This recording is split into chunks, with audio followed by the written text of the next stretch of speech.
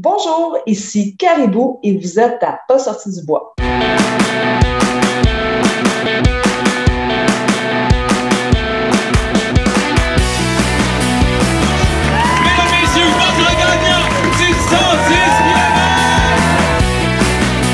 tu commences à te sentir bien en courant un ultramarathon, fais-toi-en pas, ça va passer.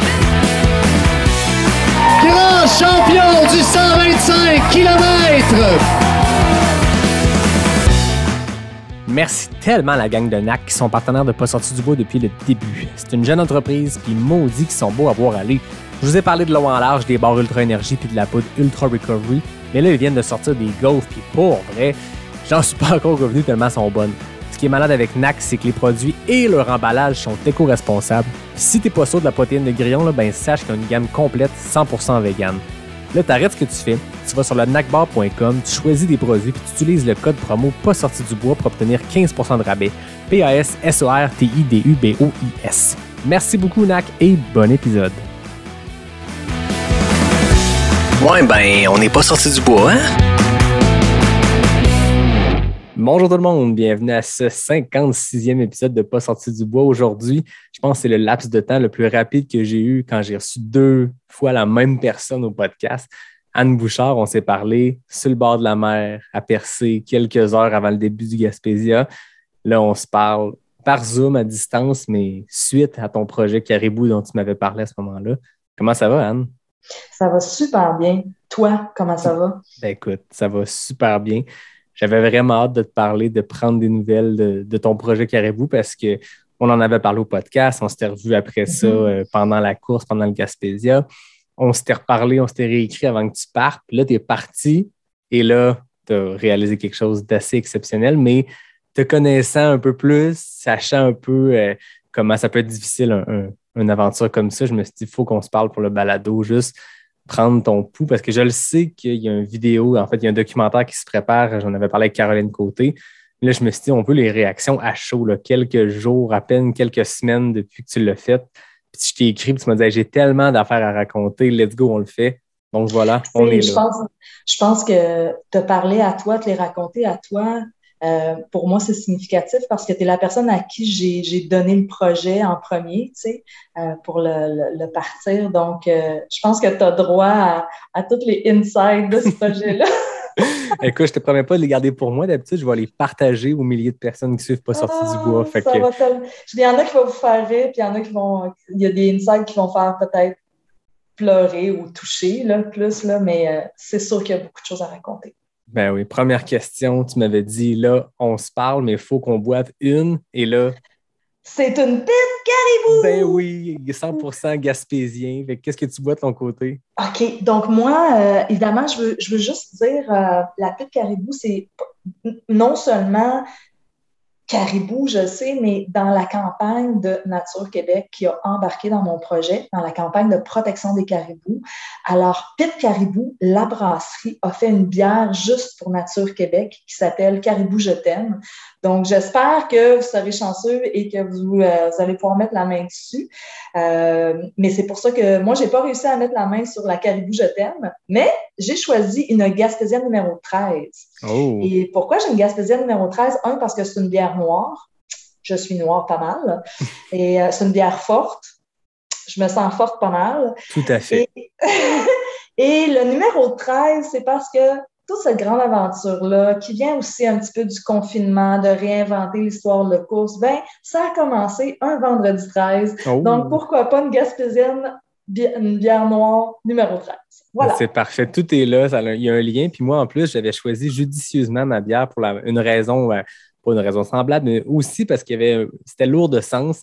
J'ai choisi une vieille usine, donc de Pit Caribou également. Tu le sais, la vieille usine, c'est un des ravitaux pendant le Gaspésia. Puis moi, j'ai 2 anecdotes très rapides que je vais raconter par rapport à la vieille usine. La première, ben moi, c'est là que j'ai ressuscité lors du Gaspésia parce qu'on se rappelle que je faisais le 105 km qui a été plus un 115. Je l'ai raconté plein de fois, on s'est perdu. On s'est croisés, toi et moi, pendant la course parce que tu faisais le 50 qui partait de l'autre bord, tu faisais le transpercé. Bref, on s'était vu, on s'était parlé le matin ou la veille pour l'enregistrement du podcast. Et on s'est revu aussi au camp de base, qui est le point tournant base du 105 km. Quand tu arrives au camp de base, tu te ravitailles puis tu repars. Et ça allait pas bien à ce moment-là. Puis tu m'as recrinqué, toi, mon ami Dom, ma blonde Jenny, puis mon bon ami aussi, Julien Yamba, qui je l'ai reçu au podcast. Vous m'avez tous, chacun à votre manière, recrinqué. Ça a reparti tough, mais la vieille usine a vraiment été sur le retour. Donc, au 75e, 80e kilo, ça a été le moment où je suis passé de « Hey, j'avais texté ma blonde au ravito d'avant, ça se peut, je me rende pas jusqu'au bout. » Tu sais, viens à la vieille usine, soit je vais avoir besoin de support moral, soit je vais avoir besoin d'un livre parce que c'est là que j'arrête. Et entre le ravito précédent et celui-là, je suis revenu à la vie complètement. Je suis arrivé à la vieille usine survolté avec l'envie de finir au plus vite, puis c'est ce qui est arrivé. Donc, la vieille usine, c'est un synonyme de quoi de très positif pour moi. Moi, je drink à la vieille usine d'abord. Parfait, on cheers à ça. Je te raconterai ma deuxième anecdote. Cheers à ton projet Caribou. Deuxième raison, en fait, c'est que la vieille usine, tu le sais pas, mais moi, c'est la première fois que je t'ai vu de ma vie parce qu'en 2019, je faisais le crew pour un ami sur le 100 000. Tu étais sur le 100 000, tu avais fini deuxième. Ouais. Puis il a commencé super fort, Dom. Il avait couru avec Thomas Duhamel. Fait qu'on s'entend que pendant le premier 80 km, 70 km de la course, ils ont couru ensemble. Fait que j'arrivais au ravito, puis il y avait l'équipe de Mathieu Blanchard qui était sur le 50 kg à une vitesse pas possible. Puis il y avait l'équipe de Thomas et de moi, de Dominique, mon ami. Donc moi, j'étais là. Puis à un moment donné, Dominique s'est mis à filer un peu moins bien. Il a laissé Thomas aller. Puis là, on s'est mis à arriver à chaque ravito avec l'équipe la gagnante et ton chum qui était là pour faire ton crew. Puis à la vieille usine, on est là à attendre mon ami qui n'est pas là depuis un bout. Et je vois arriver Anne Bouchard, que je te connaissais à cause du documentaire sur Télé-Québec. Et je pense que je l'ai raconté un épisode au début de Pas sorti du bois, mais j'ai compris c'était quoi un ravito efficace quand j'ai vu ton chum et toi à l'œuvre. Écoute, c'était Formule 1. Vous ne parliez pas, vous êtes arrivés, tu savais quoi faire, il savait quoi faire. En 2 secondes, tu étais sorti de la vieille usine, tu repartais. Donc, la vieille usine, c'est la première fois que je t'ai vu de mes yeux vus, puis que j'ai vu c'était quoi un ravito rapide et efficace. Donc, c'est pour ça mon choix de bière. Alors, à la vieille usine, au ravito efficace et voilà, une autre petite bergère. À Caribou, par où on part? Parce que moi, il y a un truc que je voulais qu'on jase avant qu'on parte dans ton récit lui-même. C'est que j'ai parlé à Nicolas Dan pour un épisode il y a quelques semaines. J'ai parlé à Nicolas Dan plein de fois dans les derniers mois, puis il m'avait dit que vous vous êtes parlé, je pense, avant que tu partes. Parce que quand on s'était vu à Percé, tu visais un nombre de jours peut-être un peu trop ambitieux parce que tu pensais que Mathieu l'avait fait en 5 ou 6 jours. 5 jours et demi. Fait que tu avais planifié ça en fonction de Mathieu l'a fait en 5, je peux le faire en 8-9. Là, les plans ont un peu changé. Comment ça s'est passé, ce changement ça a été un petit peu le début du branle-bas de combat parce que le 17 juillet, je m'en allais guider pour le club de l'Ultra-Train de Arcana, le nouveau parcours du massif. Je pars avec Caroline, on part à l'aventure, puis là, on se met à jaser, puis je réalise que Mathieu l'a fait en 7 jours et demi parce que son documentaire confiné sort. Puis, tu sais, moi, j'ai acheté les billets, puis tout, là, tu sais, je suis all-in. Et là, je réalise que je me suis trompée. J'ai mal lu le post de Mathieu Blanchard. J'étais sûre qu'il l'avait lu, qu'il l'avait fait en 5 jours et demi. Là, je réalise qu'il l'a fait en 7 jours et demi. Là, je regarde Caroline dans l'auto, on s'en va à Charlevoix. Je me souviens, là, on est dans les côtes à Baie-Saint-Paul. Je me suis dit, ça n'a pas de bon sens, tu sais. Moi, je ne peux pas faire ça en 8 jours.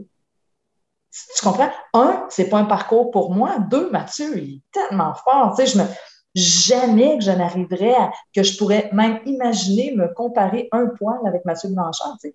Fait que là, tu as Caro à côté de moi, tu sais, dans le stage helper, puis elle dit non, ça marche pas. Tu sais. Donc, la panique me prend un peu, mais tu sais, là, je fais mes affaires, je guide le groupe, puis là, je me mets à avoir mal au dos. Tu demanderas à Caroline, je me mets à avoir mal au dos. Je pense que c'était du stress, là. Puis, sans raison, je me lève le lendemain matin, mal au dos. Tabarouette, tu sais. Là, mais courir me fait du bien, tout ça. Là, j'écris à Mathieu Blanchard, je dis, Matt, as-tu du temps pour moi? Clairement, j'ai mal pigé le truc, tu sais. Il dit oui. Il était tellement généreux avec moi. Il a passé près de 2h15 à revoir tout le parcours. Écoute, c'était clair que mon plan n'était pas bon, mais refaire le plan, ça complexifiait énormément les choses.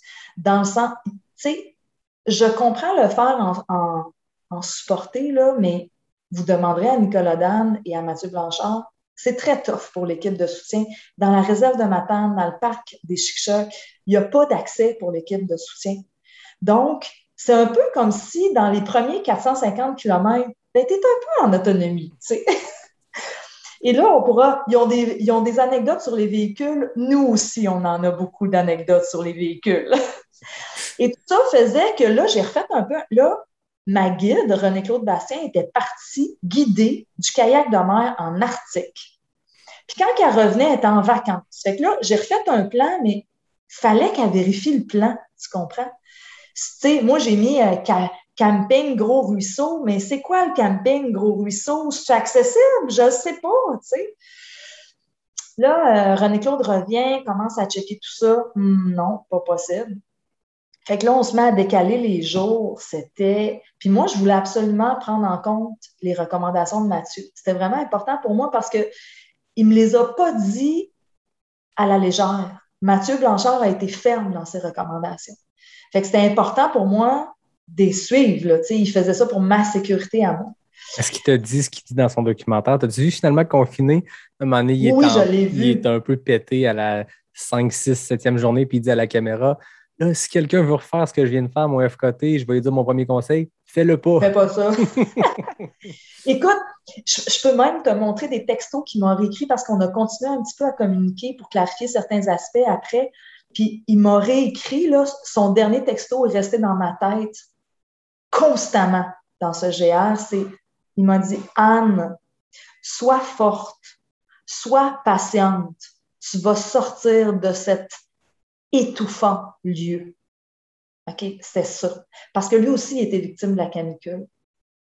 Ah oui. Et, tu sais, là, on ne comparera pas les canicules, une plus grosse que l'autre, une calcul sur une canicule, là. Et tout le monde va le dire, courir à 900 mètres de dénivelé positif, totalement exposé au soleil à 45 degrés, bienvenue, mon ami. Ça a été ça. Donc, pour moi, je reviens au plan. Ça a été mon premier stress. Je me suis mis à avoir mal au dos. Mal au dos, mal au psoas. Fait que là, on voyait clairement que je gagnais du stress. Puis tout ce qu'on avait planifié, nous, on avait tout réservé, les campings, tout était payé. Là, on recommençait le planning. Je donnais de l'ouvrage à René-Claude. Moi, j'étais vraiment dans le jus au travail avec les projets d'acquisition aux États-Unis, au Chili. Je travaillais vraiment fort. J'avais pas le temps de me mettre le nez là-dedans. Donc, ça a été mon premier coup de barre. L'autre coup de barre, mon sponsor de van m'a comme un peu lâché 4 jours avant. Fait que ça a été un peu le branle-bas de combat pour réobtenir des véhicules. Donc, mon mal de dos n'a pas passé nécessairement. Rien pour aider. Rien pour aider. Mais je peux juste dire que tout mon honneur revient à René-Claude Bastien, guide d'aventure. Elle s'est occupée de ça comme une maître. Puis elle, là, son target, c'était quand Anne, elle me regarde, là, moi, je suis comme un canard sur l'eau. Elle n'a pas besoin de savoir qu'en dessous, les pattes, ils grouillent. Fait que moi, je ne savais jamais rien. Elle gérait tout. Tout ça a fait que je me suis rendue le matin du départ. OK? Et là, on est parti. Mais encore une fois, on a fait des petites erreurs de planning. Puis ça, tu sais, les coureurs veulent venir courir avec toi. Moi, ça me faisait plaisir parce que tu sais, t'es pas sur un rythme d'enfer comme au transpercé. Là, tu sais, au contraire, il faut que tu sois un petit peu logique sur ton rythme. Fait que tu dis, ah oui, viens courir avec moi, parfait. Mais on a parti ça. Première erreur de 10 km. Figure-toi donc, après 1h30 de course, je suis revenue à l'arche de départ. My God. J'avais le goût de brailler. J'avais manqué déjà là, j'avais manqué un embranchement. Parce que je jasais, puis que, tu sais, donc là, j'ai été obligée de backtracker, mais quand je suis repartie la deuxième fois de l'arche, là, je suis partie chez un échantant. Tu comprends-tu? C'était plus le temps. J'avais plus de temps à perdre, puis je jasais plus, là. Mais je pense que le rythme était un petit peu soutenu pour le coureur qui était avec moi cette journée-là. Donc, on apprend nos erreurs. Moi, il n'y avait rien pour supprimer ou changer mon état d'esprit. J'avançais dans la bonne humeur. Puis, ça a été ça. Évidemment, là, on commence à avoir chaud, les pieds mouillés. Mathieu me l'avait dit. Les ampoules commencent. Alors que moi, j'ai jamais d'ampoules, là. Jamais. La fille à l'Ultra-Trail des Chic-Chocs, au mois de juillet, elle regardait mes pieds et elle me disait « T'as comme les plus beaux pieds d'Ultra que j'ai jamais vus. » Elle dit, t'as rien en dessous de tes pieds, tu sais. Fait que te dire, là, j'étais criblée dans la poule après 30 kilomètres. On continue, c'est pas grave, on continue, mais là, on rentre dans une section, la ZEC, aucun accès, pas de communication, là, c'était 55 kilomètres, you're on your own. Canicule totale, manque d'eau, les ruisseaux sont asséchés. Le gars, il était blanc. J'ai explosé le pacer, tu comprends? Fait que là, j'étais dans une situation où je devais m'assurer qu'une personne survive à cette expérience-là. Et il restait 45 kilomètres à faire. Avant de voir le crew. Avant de voir le crew. Fait que là, ça a été un stress constant pour moi. Honnêtement, là, parce que je passais mon temps à regarder en arrière, à le faire manger. Là, on a réussi un petit peu, il restait à peu près 25-30 kilomètres. On a commencé à descendre dans la vallée de la Matapédia. Hey, c'est des murs. C'est des murs. Nous autres, les Québécois, là, on ne fait pas des S. Non, c'est ça, on descend direct. Écoute, mais j'essayais moi puis Marc-Antoine Foran, un peu plus tard, on essayait de prendre des photos de la trail qui monte, mais aucune photo ne peut rendre compte de ce niveau, de cette pente-là, complètement, c'est ahurissant, tu sais. Fait que là, moi, il fallait que je le gère à essayer de le monter des côtes. Et des fois, on était à 4 pattes d'un rocher, descendre les côtes, je l'attendais, là, pogner une rivière, genre, j'avais toutes des capsules de chlore, j'y préparais de l'eau, je gérais son eau. Et là, je voyais le temps, il n'était plus capable de courir, je voyais le temps qui roulait, tu sais, puis la dernière affaire qui m'a fait péter ma coche, je l'admets, j'ai pété ma coche, première journée, c'est quand j'ai voulu sortir sa lampe frontale de son sac, puis il était parti avec une lampe frontale, pas de pile. Tu sais, là, je me suis dit, comment ça se fait que je n'ai pas vérifié sa lampe frontale? Mais tu sais, pour moi, c'est tout faire ça. Là. une évidence même. Là. Tu comprends? Mais c'est ça. Fait que je suis sortie à 8h30 de la ZEC. Il me restait 25 kilomètres à faire. J'en avais fait 10 de trop. J'avais manqué sur un gars. J'étais dans tous mes états. Sérieux, là, j'étais dans tous mes états. Et là, quand j'ai vu le crew, là, le stress a comme tout sorti parce que moi, là, je me retenais là, depuis des kilomètres et des heures et des heures. Là. Puis là, le coup, puis ont voulu m'encourager. Hey, let's go, Anne, il te reste juste 25. Là, tu sais, il est 8h30, on creve de chaleur, je suis quasiment tout nu. Puis il me reste 25 kilomètres à faire. Là.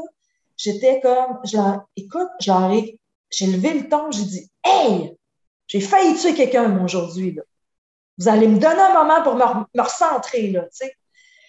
Fait que ça, c'était ma première. Puis là, ça ne s'est pas fini là. Les petits enjeux logistiques ont continué. À 11h, j'ai callé off. Là, à 11h, j'ai dit, là, je m'en vais me coucher dans mon char. C'est tout ce que je peux endurer pour aujourd'hui. Puis là, je fais fi parce que, tu sais, je veux pas... Tu sais, les enjeux logistiques, là, c'est pas tant des blâmes, là, que... Mais non, c'est... Tu sais, la personne n'y a pas pensé, là, tu sais.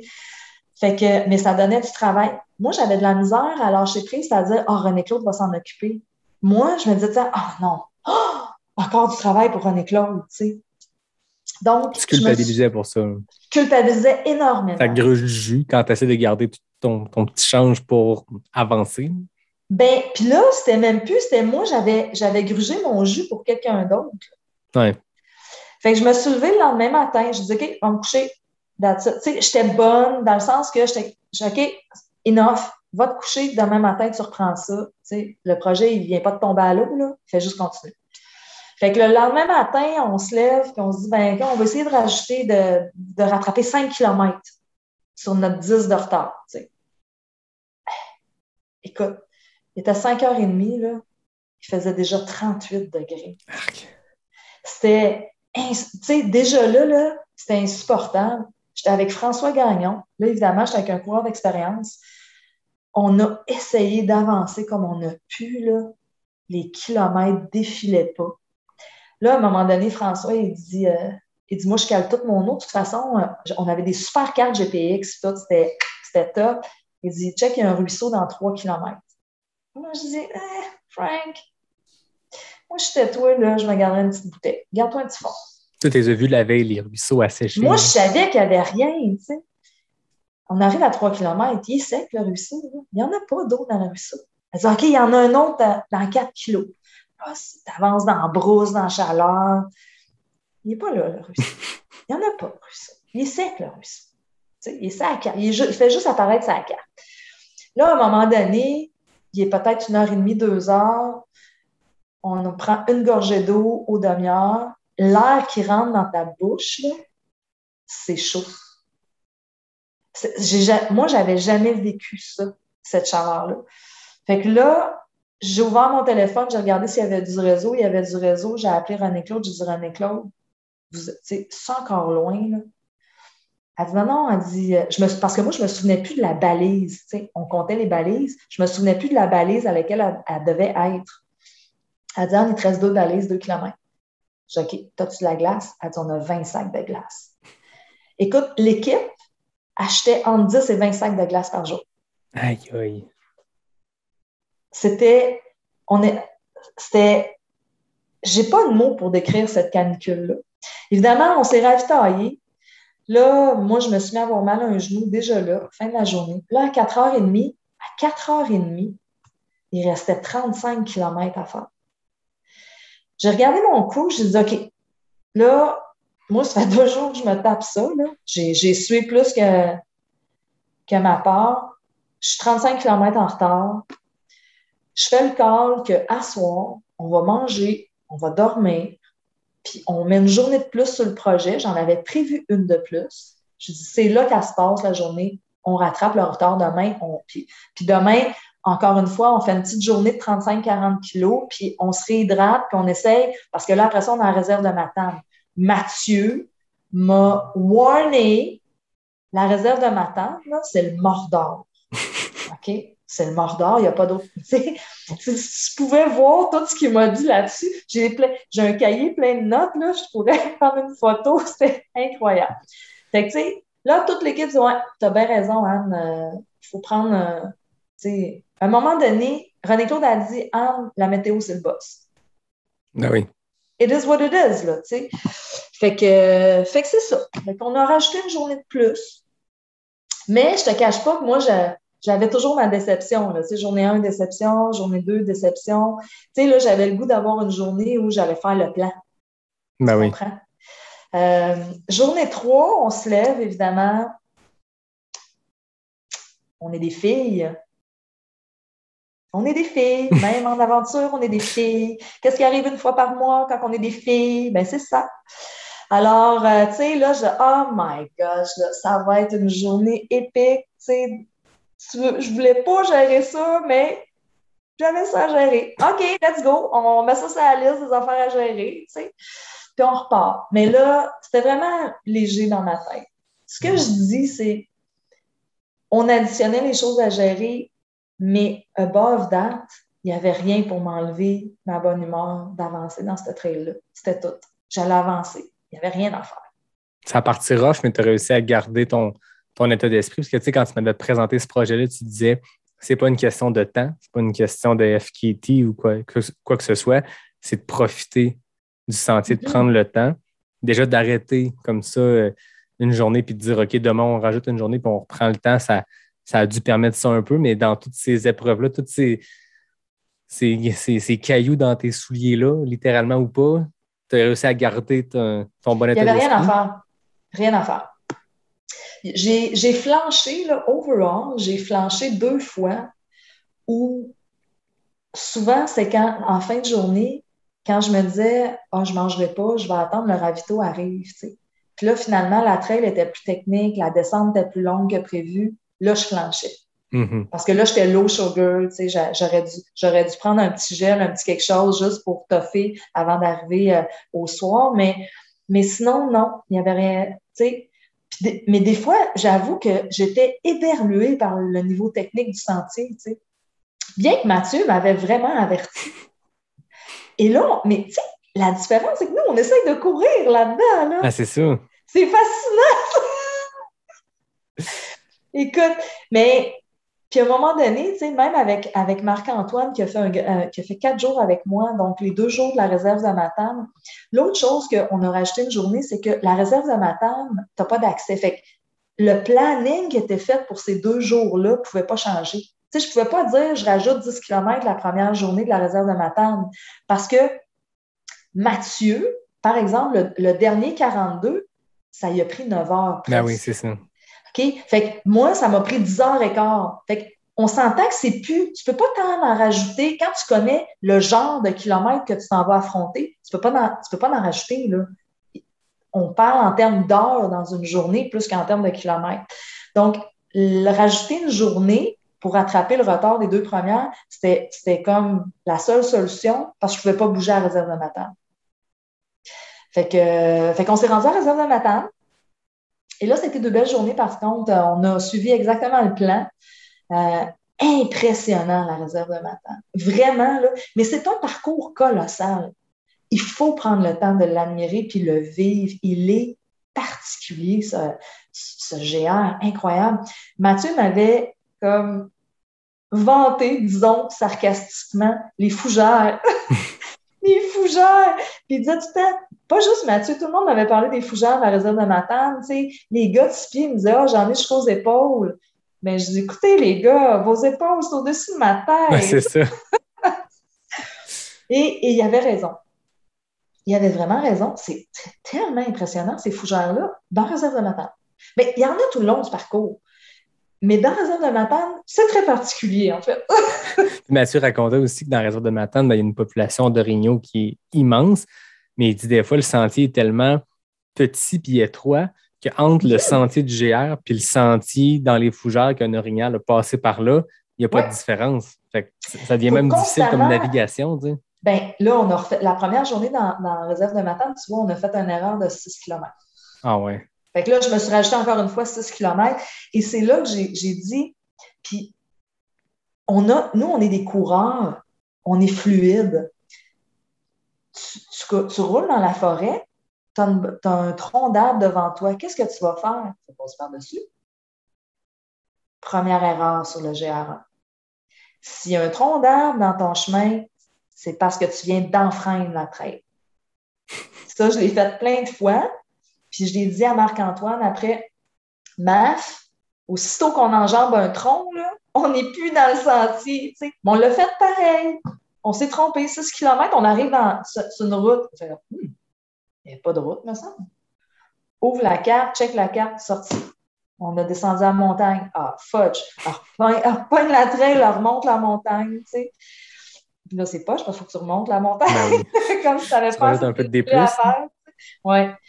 Fait que, mais écoute, tu sais, c'est des erreurs banales qui arrivent, tu sais, qui sont normales, qui arrivent, là, tu sais. Donc, moi, je m'en cache pas. Puis, tu sais, j'ai aimé ce sentier-là. J'ai été vraiment impressionnée de ce GR-là, mais je vais quand même partager. Il y a du vécu, tu sais. Il y a des grands moments, puis il y a aussi des cailloux dans le soulier, comme tu dis, et je pense que c'est tout à fait normal. Et mon authenticité fait que je le raconte aussi, tu sais. Ben oui. Je ne vais pas juste raconter que moi, j'ai randonné là-dedans pendant 11 jours, là, tu sais, non, il y a eu des moments d'ivresse, puis il y a eu des moments où c'est quoi la solution, là, tu sais. Est-ce que tu avais déjà vécu ces creux-là aussi intenses dans des courses organisées ou dans des aventures plus tôt? Je dirais que c'est le contraire. Dans les courses organisées, puis c'est une des raisons pourquoi j'ai choisi de faire ça, c'est que je ne voulais plus que ça m'arrive, des creux. Des creux où l'émotion prend le dessus et là, ta course est en péril. C'était non. Et j'ai fait tout un travail de programmation pour dire, OK, ouais, un caillou dans le soulier, OK, j'ai des ampoules partout, OK, je suis 10 km en retard, OK, j'ai mes règles aujourd'hui, OK, je suis en rétention d'eau, OK, j'ai manqué d'eau. So what? C'est quoi la solution?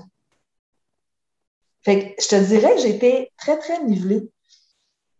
Ben, c'est impressionnant. C'est que le travail de préparation, tu m'en avais parlé, le travail pour la préparation pour un projet comme ça, c'est colossal, mais c'est la somme des années de travail, d'entraînement, mais c'est aussi très mental. Puis le fait, ce que tu viens de dire prouve que ta préparation mentale aussi a bien fonctionné. Physique, oui, nécessairement, tu t'es rendu jusqu'au bout du sentier, mais je pense que dans un défi comme ça, c'est le mental qui embarque. J'ai écouté il n'y a pas si longtemps Timothy Olson, le coureur américain qui a traversé le Pacific Crest Trail qui a battu le FKT, qui est le FKT était de 52 jours, il l'a fait en 51, puis c'est ce qu'il disait. Il dit, tu sais, physiquement, il dit, après 3 jours, tu es démoli. Fait qu'il dit, après ça, c'est qu'une game mentale. Tu sais, c'est l'entraînement d'une vie, c'est de faire 150 km, 120 km, 100 km par semaine depuis 20 ans qui paye pour arriver à ça. Mais c'est que mental. Il disait, le 3e jour sur 51, le corps avait flanché déjà, puis ça s'est passé entre moi et ma tête pendant 48 des 51 jours. Ah, écoute, moi, j'ai écouté ça en m'en allant là-bas. Ouais. Je ne l'ai pas fini, là, il va falloir que je le finisse, là, mais totalement. Puis j'ai pensé à lui, là, tu sais, moi, j'ai mis des balises dans ma tête. Tu sais, Mathieu en était une avec son message, sois forte, sois patiente, tu vas sortir de là. Tu sais. Mais Timothée en était un aussi. Tu sais. J'avais mis des balises de sauvetage à mon esprit, en fait. Ouais. Une des belles balises que j'ai créées, c'est 3 mots, un enchaînement de 3 mots qui sont des animaux qui représentent un peu que j'aime. C'est dragon. Tu sais, moi, j'ai un énorme tatou de dragon dans le dos, en fait. Phénix, parce qu'un phénix, ça meurt, mais ça revient. Donc, toi, tu as fait le phénix à la vieille usine. Et puis, caribou. Tu sais, caribou, là, c'est un animal. Nous, on voit un caribou, on le voit un peu comme un orignal, là, tu sais. Mais caribou, c'est les reines du Père Noël. C'est fantastique, un caribou, là. Fait que je m'étais dit, caribou pour l'esprit, tu sais, dragon pour le corps, phénix pour revivre, puis caribou pour l'esprit. Puis quand mon esprit commençait en boucle à ressasser quelque chose de négatif, tout de suite, puis Maf, il peut le dire, là, que Maf soit avec moi ou pas, moi, je me mettais à dire dragon, phénix, caribou. Dragon, phénix, caribou. Dragon, phénix, caribou. Puis au bout de 10 minutes, je me suis rendu compte que j'avais oublié ma traîne négative, là, elle était partie. T'occupais ton cerveau avec quelque chose, au-delà du message derrière ça, au-delà de l'image que ça représentait, c'était aussi d'occuper le cerveau. Puis quand tu es en train de faire une opération mentale, tu oublies douleur, tu oublies les sentiments négatifs. C'est de quoi que j'ai parlé avec plusieurs invités, puis je ne me rappelle pas, je racontais avec qui, mais moi, je pars l'alphabet, puis il faut que je nomme quelque chose par rapport à l'alphabet. Fait qu'est-ce que c'est des pays? Fait que A, part, B, C, T. Puis ça t'occupe le cerveau, puis tu es en train de chercher quel pays commence par un D jusqu'à temps que tu trouves le Danemark. Mais pendant ce temps-là, tu n'es pas en train de dire hey, mon genou, on dirait qu'il fait un petit peu mal. Non, tu es en train de penser à d'autres choses. Mais chacun a ses processus mentaux pour s'occuper puis penser à autre chose que la douleur. Puis la plupart du temps, ça marche. Ça fonctionne.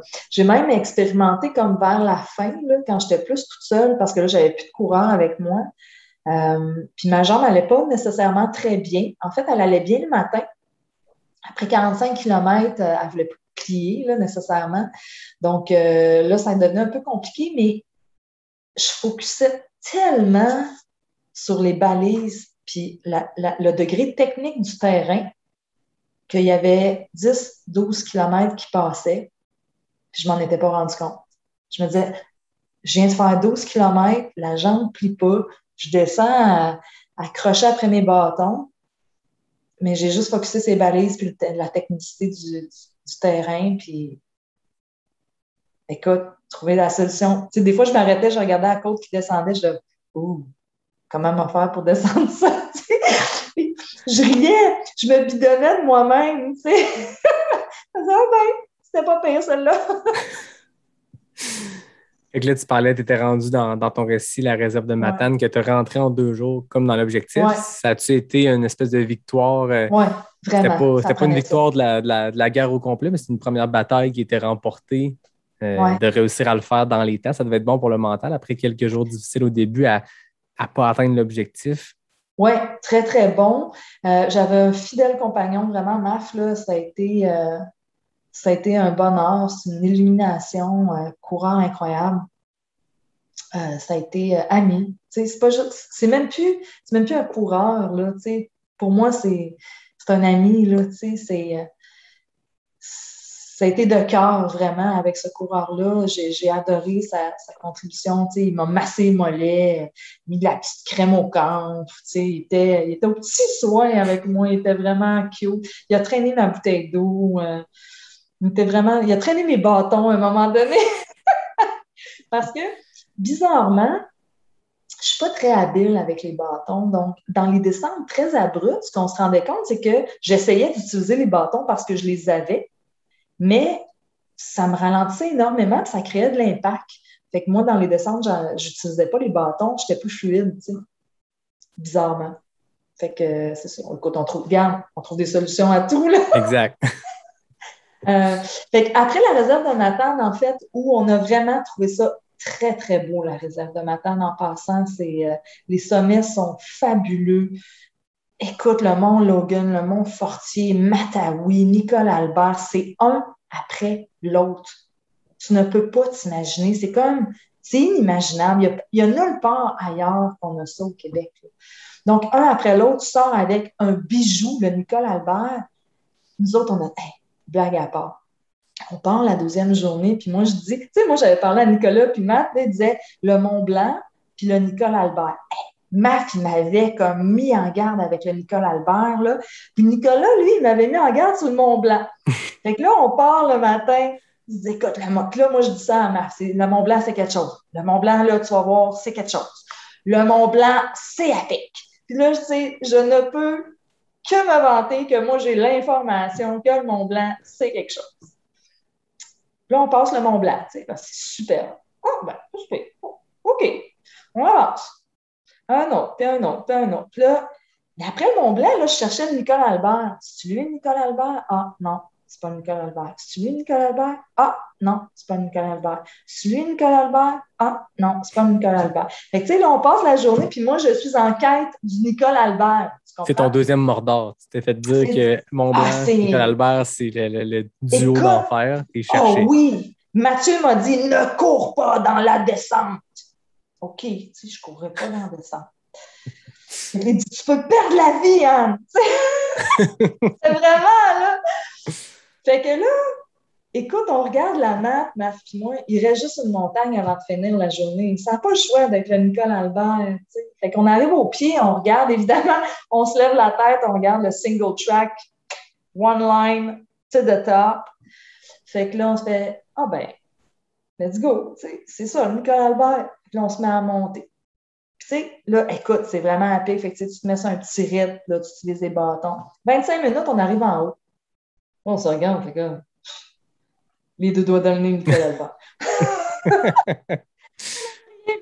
Parce qu'en fait, quand tu fais le SIA de ce côté-là, tu arrives par en arrière du mont. OK. Fait que là, nous autres, on prend une petite pause, on mange une petite affaire, puis on se dit, hey, on entend la descente, puis on court, là. Puis là, moi, j'ai dans ma tête Mathieu qui me dit, Anne, ne cours pas dans la descente, tu peux perdre la vie. Mais moi, là, je suis dans une frénésie pas possible. Je cours, tu comprends? Et là, on arrive à la section probablement que Mathieu faisait référence. Le dernier 4 km de descente, c'est incroyable. Non, je vous le dis en vérité, ne courez pas. Ça se court pas, anyway. C'est des cordes. C'est vraiment très, très difficile. Beaucoup de racines, des grosses enjambées d'arbres racineux et tout ça.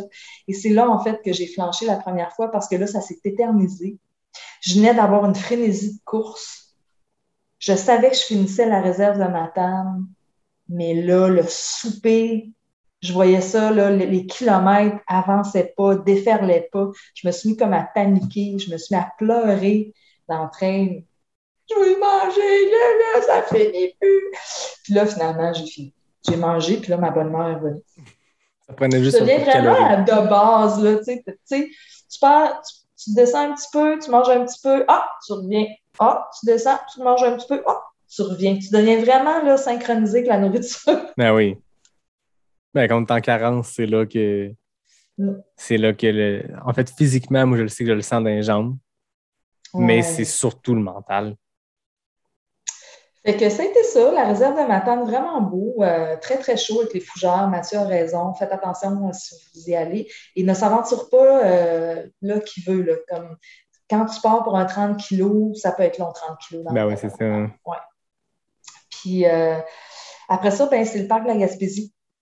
Et là, c'est les belles montagnes qui commencent, évidemment. C'est un terrain de jeu que tu étais allé tester. Parce que quand on s'était parlé, c'était pré-Gaspésia, mais 2 semaines après, tu faisais L'Ultra Trail des Chic-Chocs que tu as remporté. Félicitations d'ailleurs. Merci.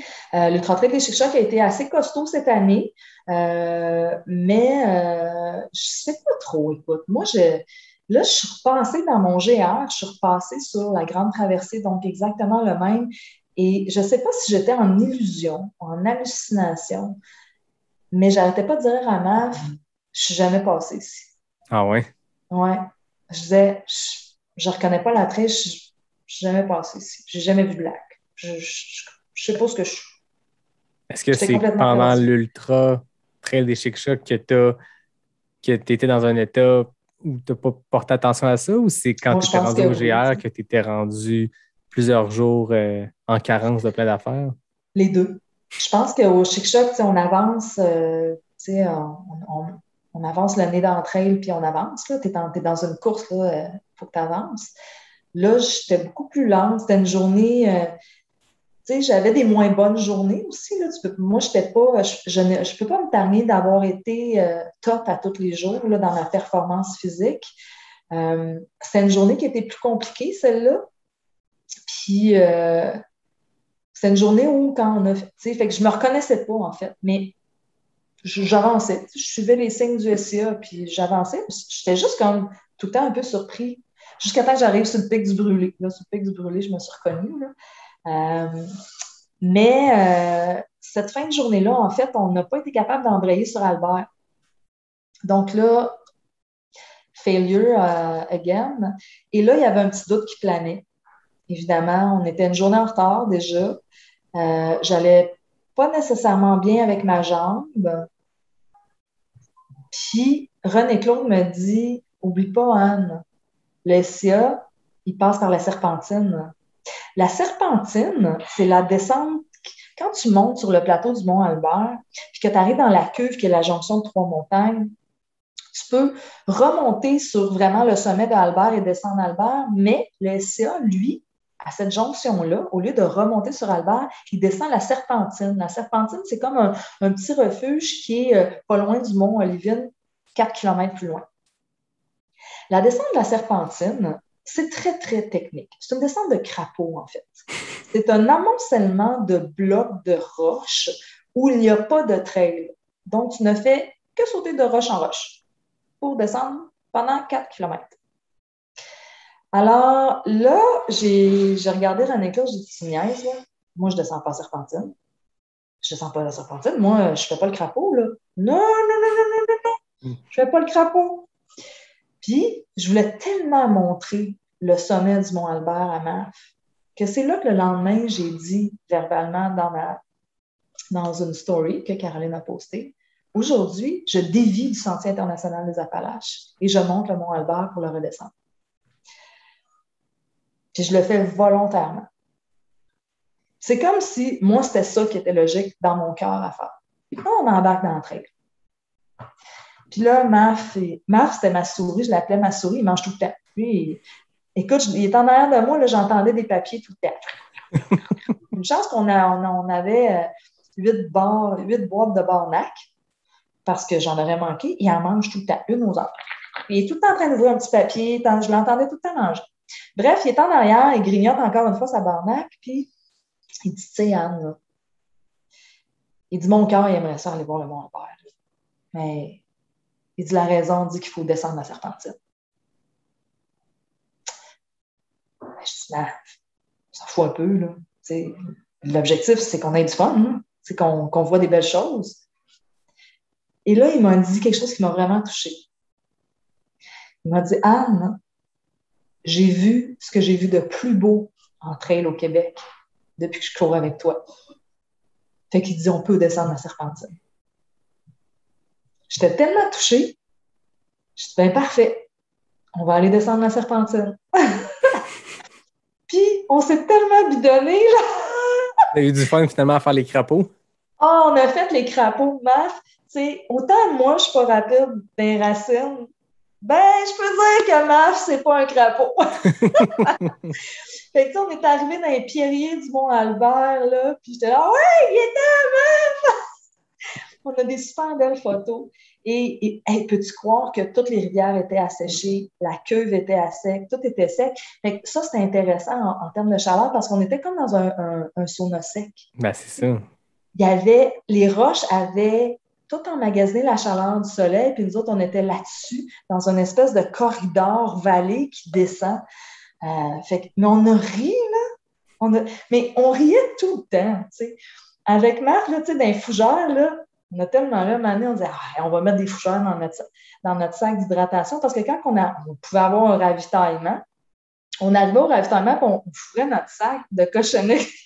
Parce que là, les filles, Caro et René Claude, ils s'occupaient de nettoyer notre sac et de remettre de la bouffe dedans, puis de vider les déchets. Mais nous autres, on leur remettait des cochonneries dedans. T'sais. Fait que là, à un moment donné, pendant 2 heures, j'ai comme couru avec un bouquet de fougères dans mes shorts. Parce que je pensais que j'arrivais au ravito. Là, on n'a jamais trouvé le ravito. On a cherché pendant une demi-heure, on n'a jamais trouvé. Finalement, on envoie des messages, balises, On reprend la route. On se dit, OK, on se voit au lac Matane. T'sais. On reprend la route, puis comme 100 mètres plus loin, il était là. Puis là, j'avais plus mes fougères dans mes shorts. Mais là, dans la serpentine, on était comme, il y avait tellement de racines puis de roches que là, on était comme, on va mettre des roches dans notre Un petit morceau de sentier pour le crew qui ne peut pas le constater. Ouais, fait qu'on a eu super. Finalement, je n'ai pas dévié du Sentier international des Appalaches grâce à MAF. On a eu du fun en descendant ça. On était complètement éberlués par le niveau technique. Puis en arrivant en bas du Mont-Albert, Anne-Claude, elle me regarde, elle dit, Crème, t'as de l'air en forme, t'es-tu capable de faire 7 km jusqu'au lac aux Américains? Je dis, ben, why not, tu sais. Fait qu'on s'est rembarqué, on a avancé jusqu'au lac aux Américains. Fait que là, on avait gagné, tu sais. Là, j'avais un sentiment d'avoir gagné, j'avais fait 7 de plus. Ben oui. Fait que, mais c'était magnifique, vraiment magnifique. Et là, la plus belle journée est arrivée, en fait. La journée de Xalibu, Jacques-Cartier, Mont-Saint-Pierre. Wow! Vraiment beau. Premièrement, le soleil m'a donné un répit. Enfin. Oui, sur le mont Jacques-Cartier, le matin qu'on est parti, il pleuvait.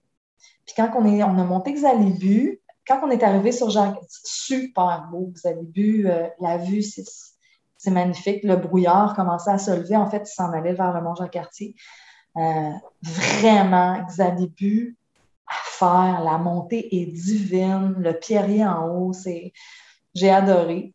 Et là, tu es tout en pierrier pour t'en retourner vers Jacques-Cartier. C'est vraiment beau, des petits lacs. Tu arrives sur Jacques-Cartier, là, tu as le vent, la pluie, tu te fais vraiment bombarder. Là. Tu vois que ce mont-là, il est brutal. Il ne veut pas se laisser amadouer, on dirait, par la température. Puis Mathieu était ressorti de là. Il m'en avait parlé au podcast. On avait vu dans ses stories que son équipe postait. Puis on le voit dans le documentaire qu'il a eu peur pour sa vie, littéralement, au sommet du Mont Jacques-Cartier. Il était avec Rémi, puis il paraît qu'ils ont eu, c'est ça, température pas possible. Puis ça semble être le cas pour toi aussi. Il y a comme un répit cette journée-là de chaleur, mais Jacques-Cartier vous a fait goûter à ce qu'il y a de pire. Hein? Ben, c'était encore, puis là, on va en venir, puis je vais te dire, moi, c'était de connecter avec les éléments. Là, les éléments de la nature, ils m'ont fouetté fort dans ça. T'as connecté fort. J'ai connecté fort avec eux autres. Oui, effectivement, Jacques-Cartier. Mais je pense que Mathieu, c'était un petit peu plus pire que moi, là, pour être bien honnête avec toi. Là. Moi, il y avait beaucoup de vent, il y avait beaucoup de pluie. Oui, on a sorti nos flights, nos manteaux, puis on avait capuchon, truc, machin, mais on avançait quand même, tu sais, je sentais pas que je pouvais pas continuer. Puis on a vu un caribou. Ben oui. C'était tellement magique, là. Malade. Écoute, ce moment-là, là, j'étais avec Caroline. Caroline, elle m'a dit, hey, moi, je monte avec toi aujourd'hui, tu sais. J'ai eu cette chance-là que Caroline a beaucoup de footage là, dans les sentiers. Mais c'est sûr, quand tu choisis une cinéaste qui est une des meilleures coureuses d'ultra point, ça aide à avoir des belles shots parce que Absolument. On s'entend que le documentaire de Mathieu est excellent parce que Jérôme Binette l'a suivi à des places pas possibles. Puis Jérôme le racontait au podcast Tout Trail de Marie-Ève et Marc-André. Puis c'était un bon coureur à la base, mais là, je veux dire, de côtoyer Mathieu, Nico, ça l'a amené à aller prendre des shots partout. Là, toi, tu as choisi un cinéaste qui n'avait même pas besoin de faire l'effort supplémentaire de devenir coureur d'ultra. Tu avais une Ouais. coureuse, une des tops au monde. Fait on va avoir du beau Puis, footage de sentiers. Puis ouais. c'est ce qui est le fun. Tu sais, moi, pas je reproche, mais tu sais, il y a beaucoup de documentaires de trail qui sont exceptionnels, mais qu'on voit seulement le coureur dans les ravitaux. Puis c'est ce qui était Mais le c'est fun un peu le du danger, documentaire en de fait. Mathieu, c'est que Ouais. Jérôme est allé dans le sentier. Puis avec toi et Caroline, ben, c'est certain que c'est ce qui va être le fun aussi, c'est d'avoir du footage sur la track dans l'aventure, là. Ouais. C'est sûr que notre footage va être différent dans le sens que, tu Ben oui, sais, je veux dire, je n'étais pas à la même place que Mathieu au même moment de la journée, mais c'est ça qui va rendre la chose intéressante. ben Tu oui. sais. Ben c'est ça, fait que tu sais, on était en train, on marchait, là, tu sais, tête baissée encore une fois par en avant, par là, je me suis arrêtée, j'ai levé la tête. Puis là, t'aurais dû me voir, là, c'était comme, tout est devenu feutré. Elle dit, OK, sors ton téléphone. Parce que là, elle avait apporté sa grosse caméra, mais elle était dans le sac d'hydratation, tu sais. Fait que là, c'était d'enlever le sac d'hydratation, pas faire de bruit. Puis là, moi, j'avais mon téléphone, tu sais, je filmais ça. Là, on a filmé ça, a pris des photos, on est reparti. C'était bien correct. Mais c'était un beau moment, tu sais, parce que le projet s'appelle Caribou. Nature Québec avait embarqué. C'était comme magique d'en voir un, là, tu sais. Ben oui, ça faisait partie de la bucket list, je suppose, de dire Ouais, oui, faut que tu dans sais, l'aventure on en voit un, mais ça, tu peux pas le prévoir. Puis non. de le voir dans une journée en plus, comme tu dis, qui semble être une de tes plus belles journées où ça a bien été, ben ça rajoute à l'expérience, hein. Hey, tellement, tu sais. Mais cette journée-là, en plus, tu sais, fait que là, on a continué. Évidemment, à 9h30, 10h, une fois qu'on avait passé des alibis Jean-Cartier, le soleil s'est pointé. Il n'allait pas me laisser finir la journée tranquille, tu sais. Ça a été, en fait, j'étais tellement enflée cette journée-là. J'avais tellement les pieds enflés, j'étais plus capable de porter mes souliers. Puis là, je me suis rappelé que Rachel Paquette, elle court pas de semelle dans ses souliers. Fait que là, Caroline a dit, enlève donc tes semelles, hein, ça va faire de la place. Tu sais. Crime, t'as bien raison. Enlève les semelles, tu sais. Mets les semelles dans le sac d'hydratation. Let's go, enlève les tapings. Mais ça a été parfait. Tu sais, quand je te dis solution, Ben, tu solution, viens il de y a gagner toujours une une coupe de solution. millimètres qui font toute la différence, hein. Ah oui, ça a fait la différence. Puis là, mais quand tu te mets à descendre puis à voir la mer à Mont-Saint-Pierre, là, tu deviens fou. Je suis devenue folle. Je pense que je courais à 4,50 du kilo. OK? Pour me rendre à la mer. Mon genou faisait plus mal. Je suis rentrée dans la mer. Fouc! Caro, elle voulait tout filmer ça. Il n'y avait rien à faire. Je voulais juste toucher à la mer. Respirer. Respirer, man. Ouais. Ça a été magique cette journée-là. Vraiment. Tu as combien de kilomètres de fait au moment où tu arrives à la mer?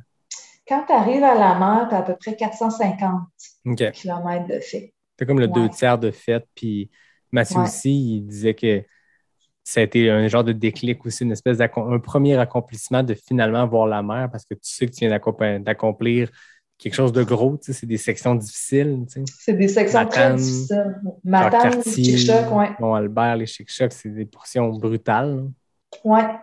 Je te dirais que la section la plus difficile que j'ai trouvée, c'est entre la réserve de Matane puis le parc des Chic-Chocs, après le mont Logan, avant d'arriver au lac Thibault, là, si les gens connaissent un petit peu l'Ultra Trail Chic-Choc, qui est un petit peu le bout de la grande traversée, cette section-là, je te dirais que moi, ça, c'est le Mordor. Ah oui. C'était des bois morts, de la swamp. Ouais.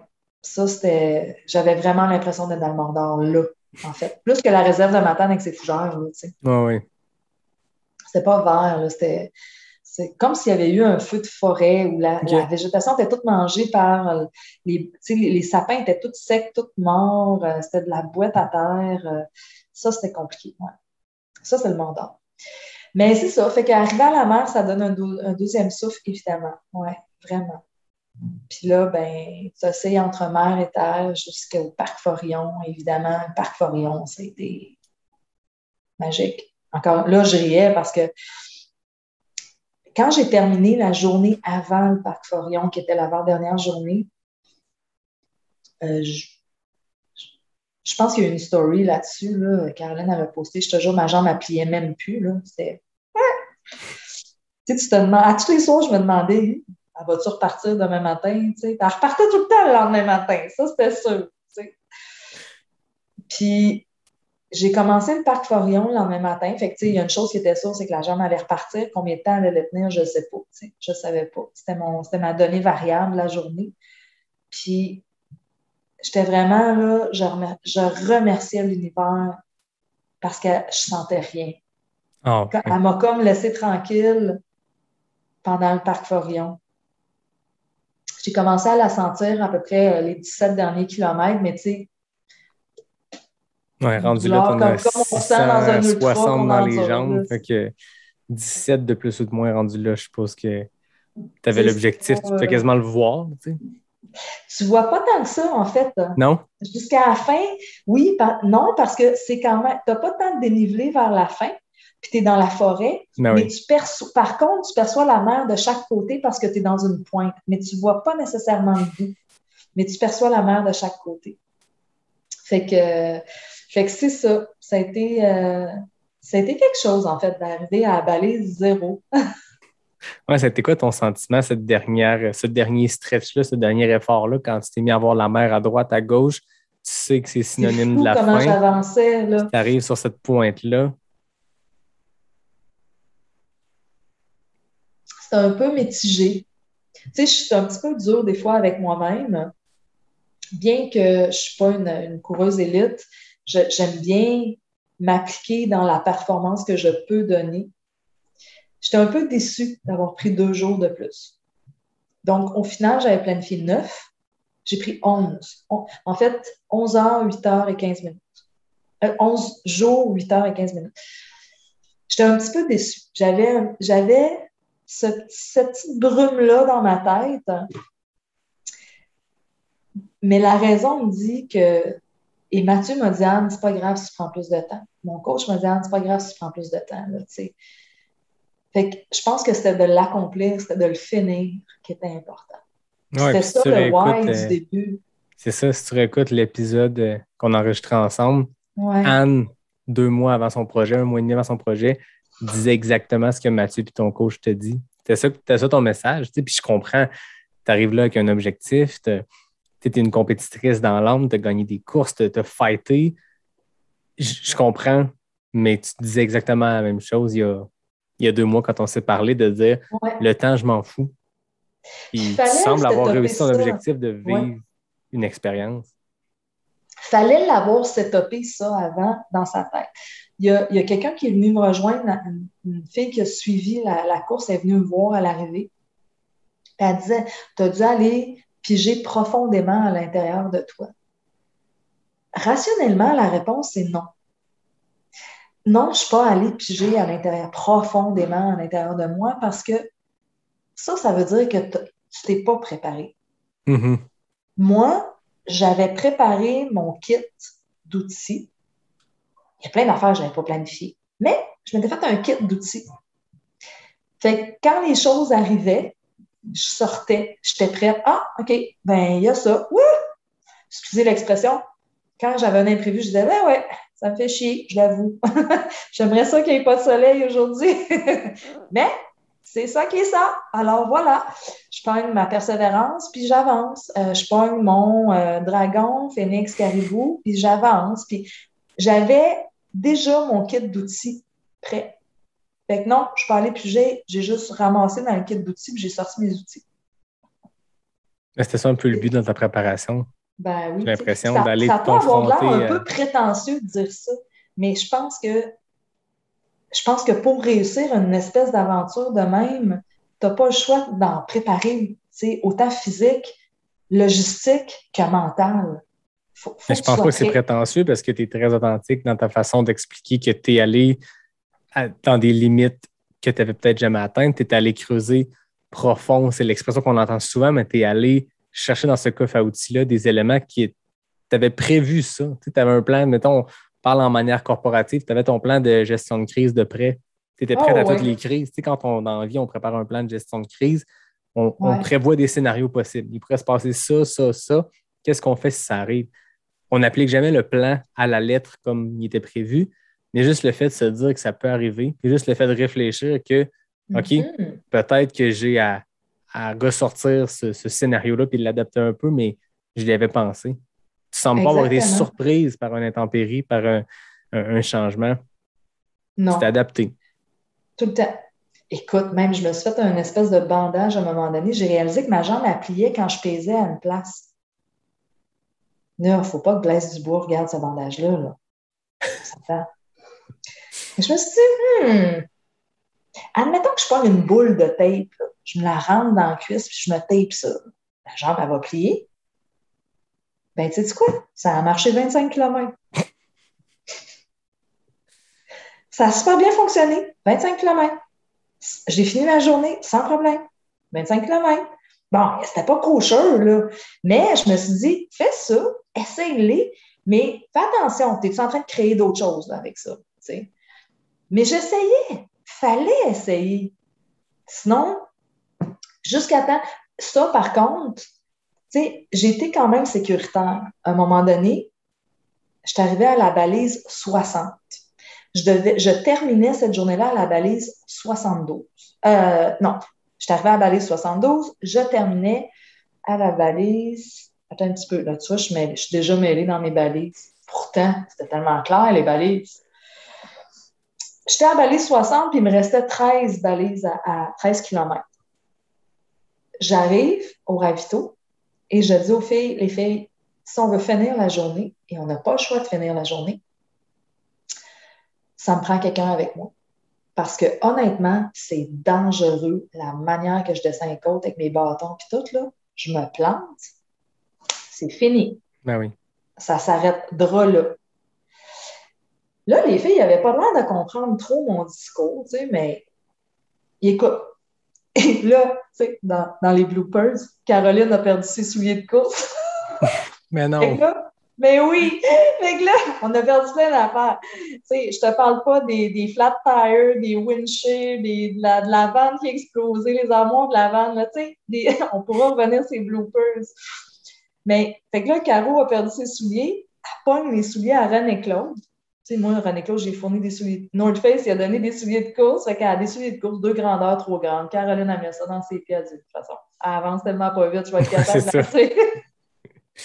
Fait que là, Caro pogne le sac d'hydratation à Marc-Antoine qui a laissé, pitch des affaires là-dedans, ouais, avec moi, tu sais. Puis là, elle me regarde descendre ma première côte, elle dit, ouais, je comprends ton affaire.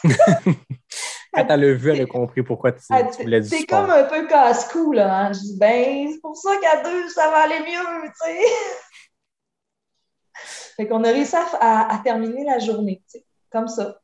Encore une fois, c'était, OK, c'est dangereux, c'est pas évident, c'est quoi ma solution? Voilà, solution, pas d'émotion, solution. Tu étais bien entouré aussi, fait que tu avais l'équipe réactive qui disait si Anne nous dit ça, il y a une raison, on pense pas plus qu'il faut, puis on y va. T'sais. Ben pour ça, il me laissait faire. Pour tout le reste, je les laissais faire. La course, à un moment donné, il y a aussi, il y a de l'adaptation. Moi, René Claude, elle connaît ce sentier-là, là, mais elle ne me parlait pas en termes de course. Elle me parlait comme une randonneuse. Fait qu'à un moment donné, je dis, René Claude, là, tu me parles comme une randonneuse. Là. Moi, coureuse, ce que je veux savoir, c'est ça. La fille est smart en temps.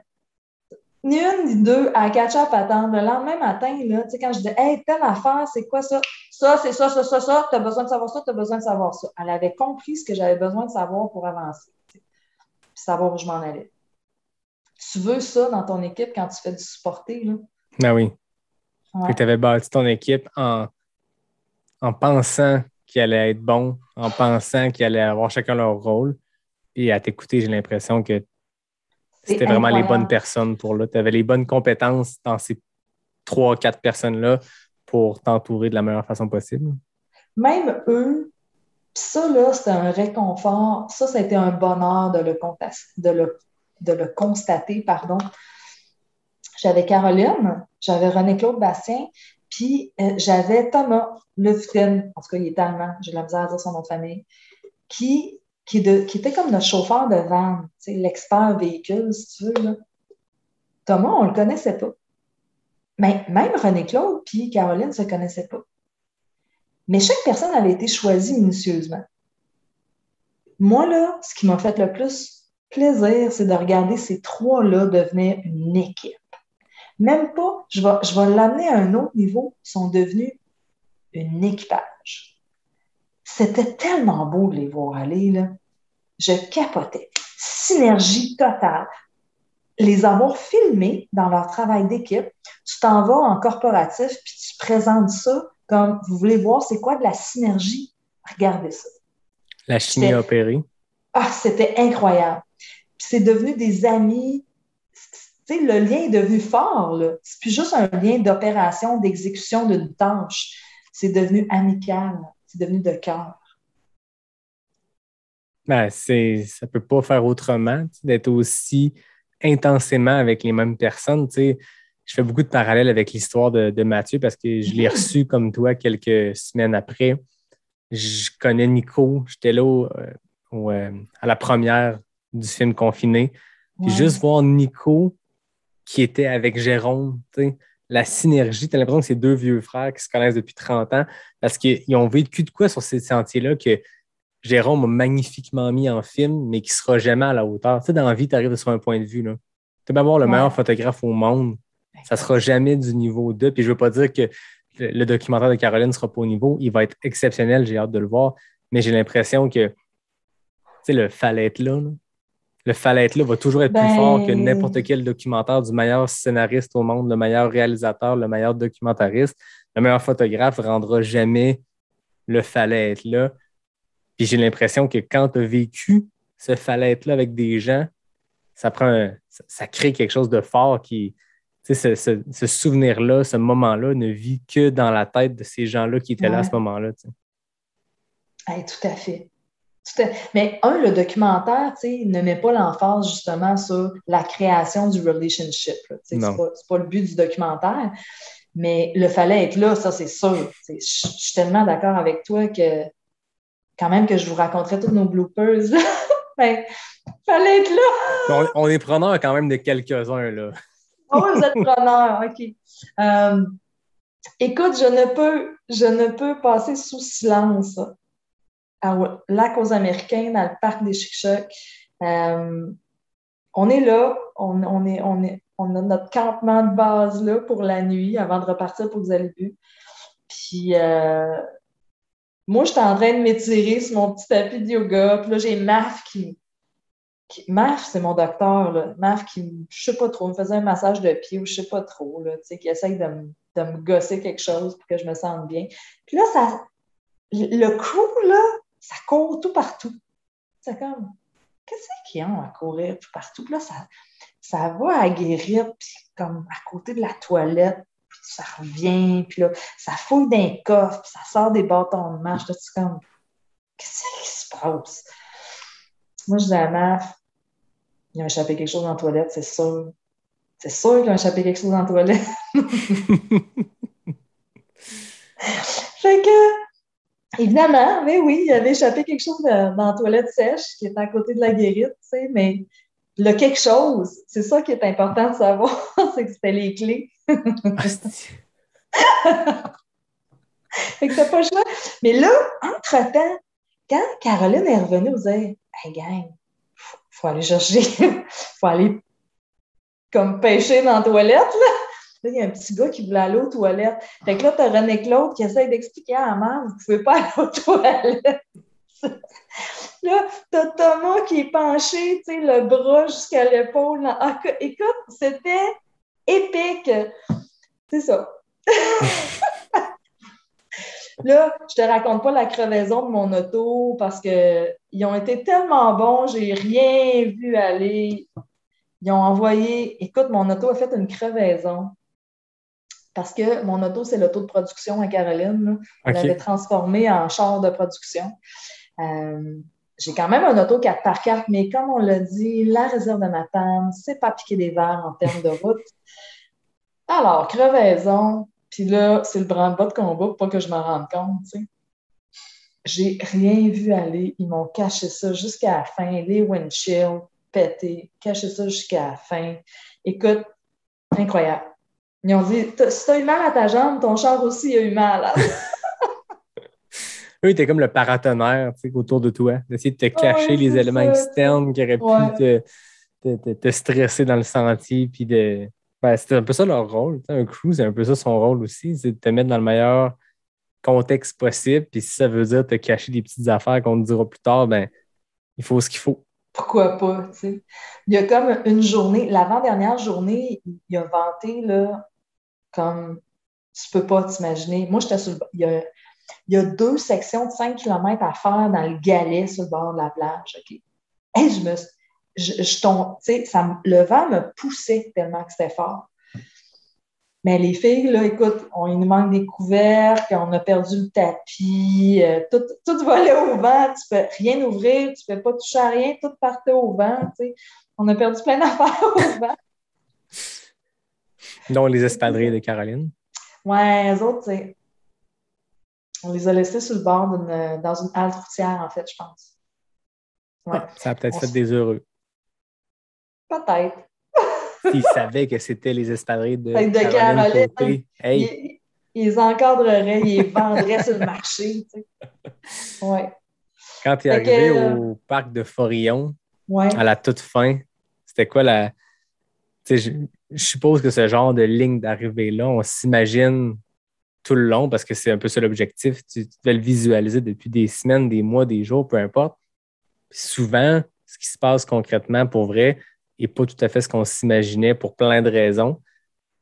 Raconte-moi ce que tu pensais vivre en arrivant à ce kilomètre zéro-là, puis raconte-moi ce qui est arrivé pour vrai. Euh, je pense que c'est proche de la réalité. J'avais seulement mis des images fixes dans ma tête. En fait, j'avais mis l'espèce de plaque du SIA.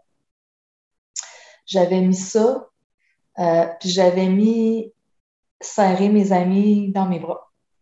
C'était ça mon image de l'arrivée. J'avais vu l'arrivée de Mathieu dans son film. Il y a différentes... Le SIA, il y a comme des options, en fait. Le dernier kilomètre, tu peux continuer sur le chemin, un petit peu le chemin d'accès au cap, ou tu peux reprendre la trail pour 1 kilomètre. Je pense que Mathieu, dans son film, lui, il a continué. Si je visualise un peu là, les images, moi, j'ai choisi de prendre la trail. Donc, je me suis retapé la montagne pour monter, puis tu devrais voir comment c'est beau, la trail qui débouche sur le cap, là. C'est genre juste, c'est bucolique, en fait. Les arbres sont particuliers, comme un peu, comme si la cime des arbres était usée par le vent de la mer. Il y a juste des feuilles au-dessus, puis tu as la trail parfaite au milieu, évidemment avec une coupe de roches puis racines, il ne faut surtout pas les oublier. Mais c'est un long corridor. Puis tu fais ce corridor-là, puis là, tu débouches.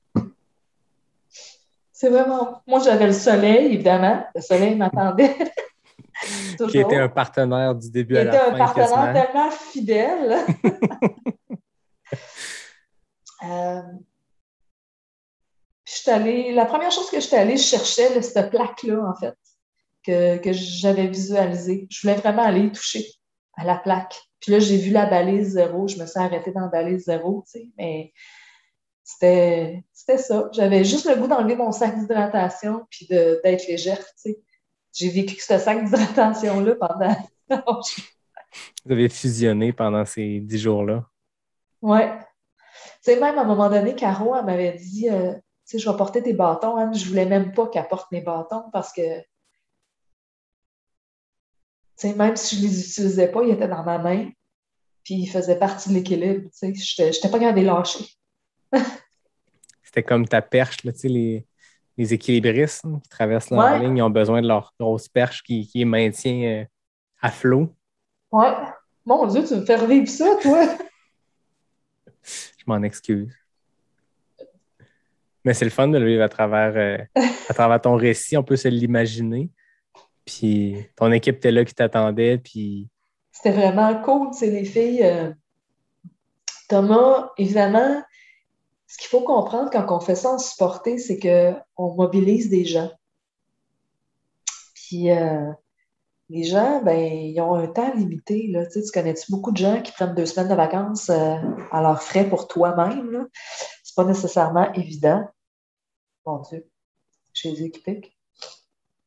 Puis, fait que Thomas, à un moment donné, a dû s'en aller, il devait retourner travailler. Tu sais. Autant quand François est parti, quand Marc-Antoine est parti, tu sais, c'était l'équipe s'épurait. Tu sais, je sentais l'étau un peu se rétrécir, tu sais, aussi qu'il fallait que ça finisse. Là, tu sais.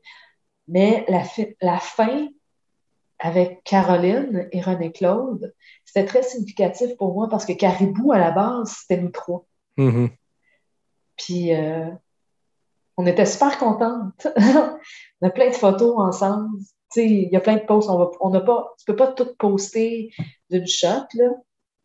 Mais c'est sûr que moi, comme je te dis, il y a des mots qui me restent de cette aventure-là. Puis le mot amitié, c'est fort pour moi, là. Tu sais, je distingue très bien c'est quoi l'amitié. Je distingue très bien ce qu'est équipage, synergie, résilience, persévérance. C'est des mots vraiment qui ont une connotation forte maintenant. Qui ont pris tout leur sens, je suppose. Des mots qu'on entend beaucoup, des mots qui sont peut-être un peu galvaudés. Tu sais, résilience, j'ai l'impression que tout le monde qui parle de la pandémie parle de résilience. C'est correct. On a eu à être résilient, mais c'est un mot qu'on entend, c'est un buzzword, j'ai l'impression, ces temps-ci, mais j'ai l'impression que quand tu vis une aventure comme ça, ces mots-là prennent un sens plus grand parce que tu les vis de plein fouet. Là. Absolument. Puis, ils sont à un niveau très profond. Je t'explique parce que la résilience, tu sais, ça a été à un moment donné, il y avait, quand on était justement au lac Cascapédia, où là, il y avait comme tout le monde avait un doute dans son esprit, je le sentais. Là, tu sais. Moi, j'avais mon doute, mais chacun des membres de l'équipe avait son doute. Tu sais.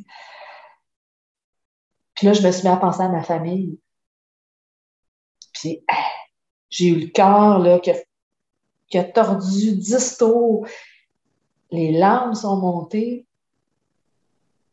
Puis c'est là que je me suis dit, ben pour un moment, je dois prendre ça, le mettre dans un coin de mon esprit, puis je vais y revenir quand je vais avoir fini ce sentier-là. Tu sais. Fait que la résilience, c'est vraiment, c'est s'adapter dans un contexte, tu sais. Puis là, des affaires fortes comme ma famille, je devais les prendre, les mettre de côté. Parce que clairement, c'était quelque chose qui m'amenait dans l'émotion, puis l'émotion n'allait pas me faire avancer. Là, tu sais. Donc, résilience très profond. L'autre chose qui m'a très, très épatée, c'est la connexion avec le temps. Pour moi, le temps a disparu totalement. C'était le cycle du soleil. Pour moi, je lisais le soleil. J'étais rendue que je regardais la hauteur du soleil et j'étais capable de savoir quelle heure qu'il était. Vraiment. Puis à chaque fois que je regardais la carte, peux-tu croire qu'à chaque fois que je regardais la carte GPS pour m'assurer que j'étais toujours sur la traque, j'ai jamais pensé à regarder la date sur mon cellulaire. C'est fou, hein? Déconnecté total. Je savais plus où on était. Pour moi, là, c'était de balise en balise, de pas à pas, de cycle de soleil à cycle de soleil. C'était juste ça qui existait. C'est fou.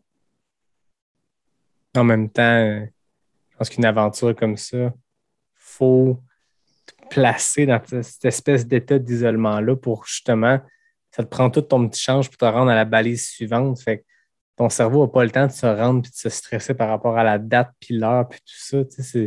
Ça devient, je me rappelle, Johan Rock m'en parlait quand il avait fait percer à Montréal. Puis c'est ça, il me racontait exactement la même chose. J'ai l'impression que le temps prend un tout autre sens. Puis les heures, les kilomètres, c'est plus le même rapport que dans notre quotidien de fou, de courir à droite, à gauche. Puis là, ça devient très primal, j'ai l'impression. Oui, absolument. À sa plus simple expression, 1 kilomètre, c'est ça. Puis on se rend au suivant, puis on verra après. Oui, oui. Ta relation est très... ta relation avec le temps est, en fait, instantanée. Tu sais, il n'y a pas plus que le moment présent. Ça s'arrête là, tout simplement. C'est ça le moment présent, en fait. Puis l'autre chose, c'est les éléments de la nature. Tu sais. Moi, je me souviens quand j'ai tout fait dans la forêt, là, puis là, tranquillement, je sentais de l'air. Je me disais, OK. Parce que tu vois pas les sommets. Des fois, c'est tellement à pic, puis tu es tellement dans la végétation que tu vois pas le sommet, tu sais. Mais quand je sentais une petite brise d'air sur mes joues, je me disais, ah, j'arrive au sommet, tu sais. C'est fou, là. Connecté comme ça, tu sais. C'est ça. Ça, les éléments ont été forts. Tu sais, bon, là, je parle du soleil. Et entrevue pré-projet, Caroline, elle m'a dit, tu sais, comment tu vois ta reconnexion avec les éléments de la nature? Tu sais, j'ai été capable de parler de l'eau, j'ai été capable de parler de la terre, du vent, mais j'ai dit, le feu, il va être là, j'imagine, tu sais. Mais le feu, ça a été le soleil, qui était comme my best friend ever, là. Puis, il n'y avait pas d'air, en fait. Puis, tu sais, je comprenais même pas. J'arrivais, à part sur Jacques-Cartier, où là, je me faisais washer, évidemment, par le vent et la pluie, tu sais. Les grands sommets n'avaient pas d'air. Il n'y en avait pas. Tu demanderas à Marc, mon Albert, à étouffer en haut de ça. C'était comme surprenant. Moi-même, je disais, j'ai toujours passé le Mont-Albert dans Tempête. Ah oui, c'est ça. C'est connu pour ça. L'Ultra-Trail du Mont-Albert que j'ai fait et gagné je sais pas, en 2018. Pour vrai, je suis pas très bonne avec le temps. Puis là, cette année, l'Ultra-Trail des Chic-Chocs, c'était la même chose. C'était un bordel en haut du Mont-Albert. Là, pas d'air, gros soleil, merci, bonsoir. Tu sais. Puis après ça, je me tape une journée de vent où ça n'a juste comme même pas de bon sens. Tu as de la misère à avancer face au vent. Tous les objets partent au vent. Tu te dis, mais le vent, toi! Puis après, il y a eu des méga orages. Tu sais, il y a eu des tornades dans le baie des Chaleurs. Fait que moi, j'ai ramassé ça. Ouais. J'étais dans les éoliennes. Les gouttes pesaient 2 livres, tu sais. Là, je me disais, aïe aïe, c'est comme foudroyant, les éléments. Ben, c'était ça l'objectif, je pense, au-delà Ouais. du sentier lui-même, au-delà de tout ça, c'était de reconnecter avec les éléments, c'était de connecter avec la nature. Puis Ouais. j'ai l'impression que tu as vécu cette immersion-là pendant 11 jours. Ouais. Puis l'aimant de l'eau est lié beaucoup aux émotions. Tu sais. Fait que je remercie quand même qu'il n'y ait pas eu beaucoup d'eau dans cette aventure-là, parce que peut-être que tu viens moins rationnel. Tu sais. Là, c'était dry, tu comprends? Mais je pense que mon attitude était dry aussi. Tu sais. C'était, comme je te dis, c'était OK, tel obstacle, parfait. Qu'est-ce qu'on a dans notre boîte à outils? On pogne ça, on met ça, OK, solution, hein, taping, ça, ça, ça. On était tout le temps on était dry, on avançait. On était des gestionnaires de parcours. Mais je pense que c'est ça aussi le succès d'une aventure comme ça, c'est d'essayer de ne pas tout le temps être dans l'émotion parce que faut avoir la tête froide. Hey, c'est énorme. C'est vraiment un parcours colossal, Yannick. Moi, là, je le souhaite à tous les Québécois. Parce que je pense que juste les Québécois, tu sais, j'ai pas couru partout dans le monde, moi, c'est pas ça du tout, là, mais je suis pas sûre qu'un Français, c'est ça qu'il aime de le brain, tu sais. Ah oui. Tu comprends? Ils sont habitués à quelque chose de différent un petit peu, là. Mais je pense que les Québécois, cette trail-là, c'est un hommage à notre histoire. Vraiment. C'est gigantesque. Vraiment. Je suis vraiment contente. Ben, félicitations. C'est beau de t'entendre, de voir que tu as coché toutes les cases de ce que tu semblais vouloir vivre avec ce projet-là. Le Mais, défi physique, le défi mental, la connexion avec la nature, la connexion avec ton équipe, tout ce qui s'est créé de ça. Tu sembles avoir vécu l'expérience le mot totale, puis aventure. c'est beau de t'entendre. Ben, j'espère que, tu sais, puis là, tu sais, je vous ai parlé des sections du parcours, comment elles sont belles, bien qu'elles sont particulières. J'espère, tu sais, Caroline, elle va tout rendre ça en image pour voir comment c'est grandiose, tu sais, c'est chez nous, tu sais. Moi, allez tout faire l'Ultra Trail Chic Choc, s'il vous plaît, faites-vous plaisir. Je sais que c'est loin, mais once in a lifetime, tu sais. Ça vaut la peine. Ah, tellement! Super organisation en plus, by the way. On salue Eric et son équipe. Eh oui, mais ça! Ouais.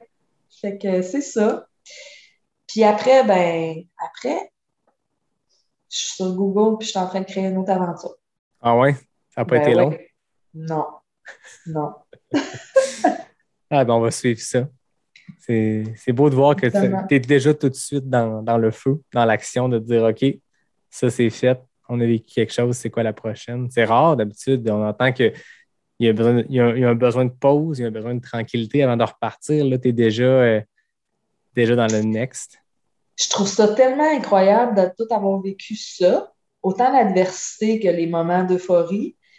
Puis justement, j'ai le goût, là, OK, cette adversité-là est arrivée là, mais si on fait différent dans la prochaine, comment on peut créer ça? C'est comme si ça a piqué ma curiosité d'aventure. Tout simplement. Ben, c'est intéressant. C'est drôle parce que j'en parlais, puis là, j'essaie de voir dans ma tête. L'épisode va paraître plus tard, mais j'ai parlé à Ray Zahab, qui est un ancien, ben, c'est un ultra-marathonnier, mais qui a rapidement, après avoir fait des ultras, pour avoir eu du succès en ultra, qui s'est complètement tourné vers les expéditions, puis maintenant il en fait une carrière, mais c'est un épisode qui va paraître très bientôt.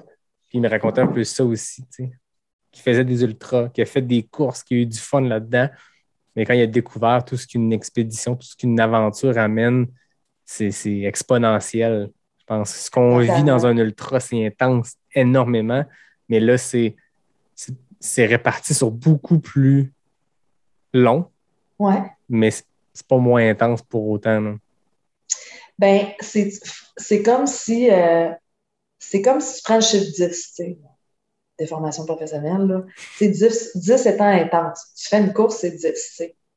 Quand tu fais une aventure, c'est 1 plus 1 plus 1 plus 1 plus 1 plus 1 plus 1 plus 1. Tu arrives à 10 aussi, là.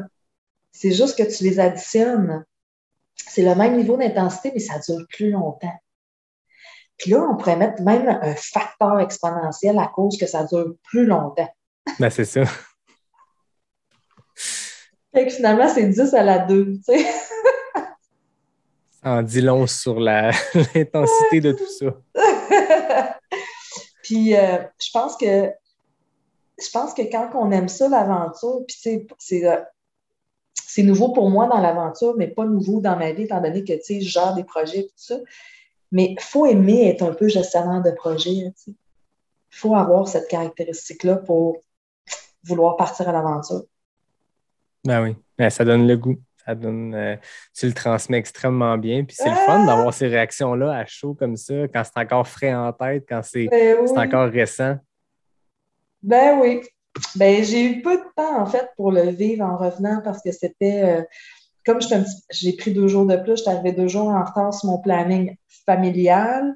Tu sais, moi, j'étais encore crottée de la course, puis je mettais des stickers, des crayons de couleur, là, tu sais, pour l'école. C'est la rentrée.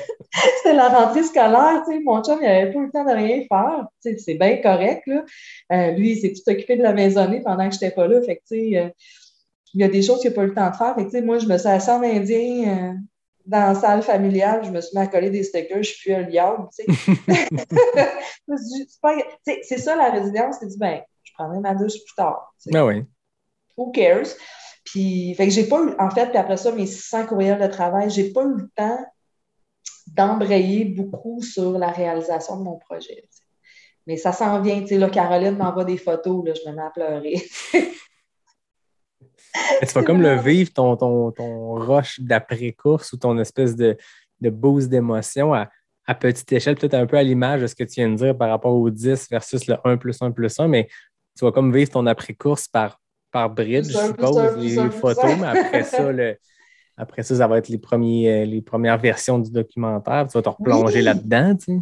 Tu sais, c'est ça qui est hot, en fait, dans l'aventure, c'est que c'est pas fini. Ah, c'est ça.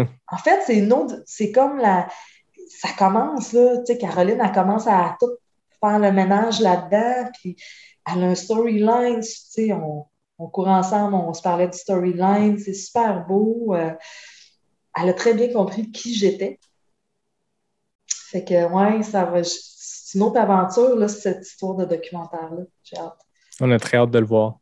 Oui, mais je vous le dis, moi, j'aime mieux prendre plus de temps. Ben oui. Je disais à Caro, là, 6 mois, on prend notre temps, il faut que ça soit ça coche, à coche. Voilà. Fait que ça prendra le temps que ça prendra. On va y arriver. On a très hâte de voir ça. Pas de pression pour Caroline, qu'elle prenne le temps qu'elle a besoin. No pressure pour Caroline. Ben, merci de ton temps, Anne. C'était vraiment Merci à fascinant, c'était toi. touchant, c'était drôle. Tu l'avais dit en entrée de jeu, on va passer par toute une gamme d'émotions, mais j'ai l'impression que c'est ce qui s'est passé. Ben, merci à toi. Ta tribune est tellement intéressante, Yannick. Ben, c'est juste De le toute fun de beauté. pouvoir reconnecter, de vivre l'avant-projet, l'après-projet. Là, j'aurais aimé ça qu'on soit sur le bord de la mer à percer, mais bon, on Bon, on va se se reprend contenter l'année du prochaine au Zoom. Chic Shack? Ben, Es-tu j'aimerais prêt? ça. J'aimerais ça. Registration open, let's go. Let's go tout le monde, là, le trottoir des Chic Chocs. J'en ai parlé avec Guillaume Barry aussi, qui était là la fin de semaine, que tu l'as fait. Je pense que c'est un incontournable de la trail au Québec. Il n'y a pas de doute là-dessus. C'est clair, c'est clair. Alors voilà. Ben, merci, Anne. D'habitude, je termine avec mes questions avec l'arnaque, mais Oui, c'est t'en es vrai, mais j'ai pas encore. une espèce de détentrice de Ben, t'as record. encore le FKT. Toi et Maïka, vous avez encore Ah, en ex-aequo, à l'image de nos courses de trail où il y a souvent des ex-aequo. Vous êtes toujours en tête en ah. 14 secondes, fait que on va pas se relancer là-dedans. Puis de toute façon, tu as déjà accompli ce projet-là. Tu me sembles pas le genre de fille qui revient toujours au même projet. Fait Non, que je vais faire pas quelque chose tout. avec toi que j'avais fait avec Elliot quand je l'avais reçu pour la deuxième fois. C'est 10 questions, mais il n'y a pas de record de vitesse, mais c'est 10 questions qui vont pouvoir nous donner des petits trucs sur qui OK. tu es, puis sur comment se préparer à une course. Et tu vas voir, ça va un peu partout, mais c'est 10 courtes questions, mais il n'y a même pas de stress du chrono. Quand tu reviens une deuxième fois pour sortir du bois, on enlève le stress de fin Ah, c'est d'épisode, puis nice. on finit ça en beauté. Tu me dis quand tu es OK. prête, je te lance dans ce gros quiz-là. OK, on y va. Tes espadrilles préférées, Vective Flight. j'espère. Sincèrement, ils ont vraiment assuré sur le SCA. Ton repas d'avant-course, Des frites maison hmm? gaspésiennes. Ton repas d'après-course, La pizza. yes. Ton produit NAC préféré, Ah! Mac! Écoute, il n'y a pas de préféré. C'est toutes mes préférés. Les bars. Là, je veux juste avoir des gaufrettes. sont tellement bonnes. Je dis pas ça parce qu'ils Oh, présentent j'en l'épisode pour veux! vrai. Moi, je travaille de la maison quasiment tout le temps. Puis, tu sais, j'ai mon gear de course à côté, tu sais. Pour Ouais, vrai, tu les bars, ça a grignotes. toujours été. Mais je veux dire, une fois, j'ai envoyé une photo de ma poubelle. Il y avait juste des produits NAC dedans. En tout cas, bref. Écoute, vraiment, là, moi, je suis flabbergastée de ces produits-là. Autant le shake de protéines, là, je suis plus capable de m'en passer. Moi, ça fait partie de ma routine quotidienne, mon shake de protéines. Tu ne pars jamais Voilà. courir sans. Euh, oui, mon Dieu, je cours avec pas grand-chose, moi. Mes souliers de course? Bonne réponse. Ta montagne préférée, Hmm. Xalibu. ton sentier préféré, La C1 à Bromont. ton idole de course Anton Kopica. qui a fait son retour à À Leadville. Leadville, pendant que je faisais le SIA, je le C'est- suivais. Ça, c'est Je complètement demandais fou. des nouvelles à Caro. Le gars, il a 37 ans, puis il fait un chrono semblable à celui qui a donné une victoire 15 ans plus tôt. Quand on parle de longévité dans le sport, bref, hein, Hampton, on pourrait Moi, faire un je épisode là-dessus. l'adore, puis dans son humilité Ben aussi. oui, Tu c'est sais, surtout puis, ça, le personnage. Mais en fait, le pas ouais. personnage, parce que justement, tu as l'impression de what you see is what you get. Il est mode de vie simpliste, puis minimaliste plutôt que simpliste. Mais bref, on Tu peut sais, en je parler pense que longtemps. ce gars-là, c'est le plus gros trend starter qu'il n'y a pas. Ben oui, je veux dire, c'est quelqu'un qui vit de la course, une des rares personnes sur Terre qui ne vit exclusivement que de la course. Puis ça faisait 7 ans qu'il n'avait pas fait de compétition. Juste Ouais. parce que c'est tout ce qui est synonyme de course, tout ce que lui Ouais. fait, comme tu dis, ça part des modes, mais il est suivi par son mode de vie, par ses mentalités, Je pense que ce que les gens aiment aussi, c'est son humilité, son authenticité aussi, là.